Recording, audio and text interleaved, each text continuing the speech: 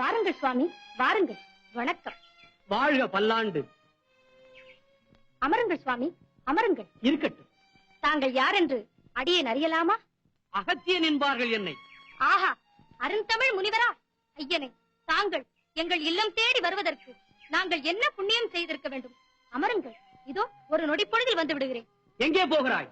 தினந்தோறும் காலையில் மலர்களை பறித்ததும் என்னை பெற்ற அன்னை தந்தையருக்கு பாத பூஜை செய்வது வழக்கம். அதை முடித்துவிட்டு இதோ வந்து விடுகிறேன். ஓஹோ, அன்னை தந்தையின் சேவையை அவ்வளவு உயர்வாக கருதுபவனா நீ? ஆம் சுவாமி, என்னை பெற்ற அன்னையும் தந்தையும் ஆசிரமத்தின் உள்ளே இருக்கிறார்கள். என் தாய்க்கு கண் பார்வை இல்லை, தந்தைக்கு ஒரு கால் இல்லை. அவர்களுக்கு பணிவிடை செய்ய அடியேன் ஒருவன் தான் இருக்கிறேன். அதனால் அதை முடித்துவிட்டு இதோ வந்து விடுகிறேன். நீ ஆசான ஸ்தானத்தில் வந்திருக்கும் என்னை விட உனக்கு அன்னை தந்தையர்கள் பெரிதாக போய்விட்டார்களா? ஐயனே, மாதா பிதா பிறகுதானே குரு தெய்வம் என்று உங்களை போன்ற மகான்களே சொல்லி இருக்கிறார்கள். வந்தவனை உபசரிப்பதை விடுத்து உனக்கு சொந்த காரியம் முக்கியமாக போய்விட்டதா? என்னை இந்த உலகிற்கு தந்தவரே தாய் தந்தையர் தானே. அந்த உலகத்தையும் ஆட்டி படைப்பவர்கள் என் போன்ற ஞானியர்கள் தானே. அந்த ஞானியர்களையும் பெற்றவர்கள் ஒரு தாய் தந்தையர் தானே. எனக்கே உபதேசம் செய்கிறாயா நீ? ஆத்திரப்படாதீர்கள் சுவாமி, இதோ அரை நொடியில் வந்து விடுகிறேன்.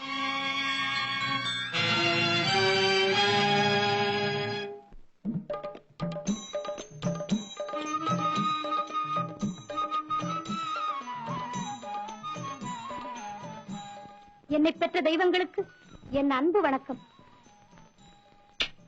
செல்வா, பார்க்கவும் நடக்கவும் சக்தியற்ற எங்களுக்கு எல்லாமாக இருந்து உற்று தொண்டு செய்யும் உனக்கு எல்லா நலன்களும் உண்டாகட்டும்.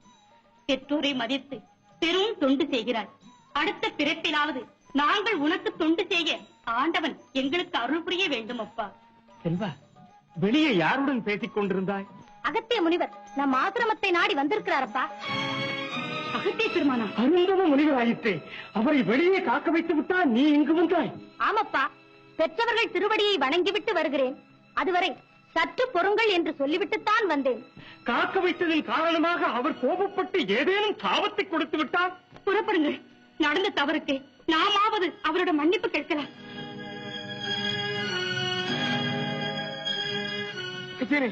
திருவிள்ளைத்தனமாக எங்கள் செல்வன் செய்த தவறை மன்னித்து விடுங்கள். தங்களை வெளியே காக்க வைத்துவிட்டு எங்களை பெரிதாக நினைத்த பிழையை நீங்கள் பெருமனது வைத்து பொறுத்தருளுங்கள். ஆம் சுவாமி, ஊனமுற்ற எங்களை பாதுகாக்க இவன் ஒரே பிள்ளைதான் இருக்கிறார். கண்ணில்லாத எனக்கு கண்ணாக, காலில்லாத என் கணவருக்கு ஊன்றுகோலாக விளங்கும் எங்கள் செல்வன் மீது தங்களின் கடும் கோபத்தை காட்டி விடாதீர்கள். செல்வன் செய்த தவறுக்காக தண்டனை எதுவானாலும் எங்களுக்கு கொடுங்கள். நாங்கள் அதை மகிழ்ச்சியோடு ஏற்றுக்கொள்ளுகிறோம். இவன் அறியாத பிள்ளை, இவனை மன்னித்து விடுங்கள். உங்கள் செல்வன் அறியாத பிள்ளையே அல்ல.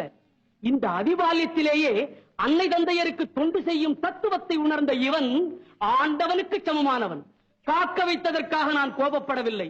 உங்களுக்கு தொண்டு செய்வதை என்னை பார்க்க வைத்ததற்காக நான் ஆனந்த கண்ணீர் வடித்துக் கொண்டிருந்தேன்.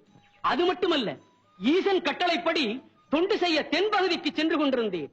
செல்லும் வழியில் இந்த செல்வன் அன்னை தந்தையருக்கு சேவை செய்வதில் சிறந்தவன் என்ற செய்தியை கேள்விப்பட்டேன். வந்து பார்த்ததில் இவன் தொண்டு பெருந்தொண்டாகி என் தொண்டு சிறு தொண்டாகிவிட்டது.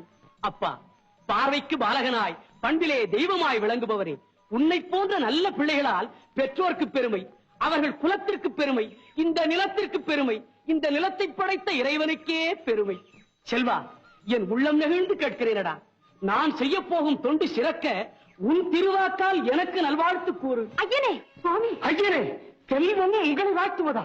வாழ்த்த வயது தேவையில்லை, தகுதிதான் தேவை.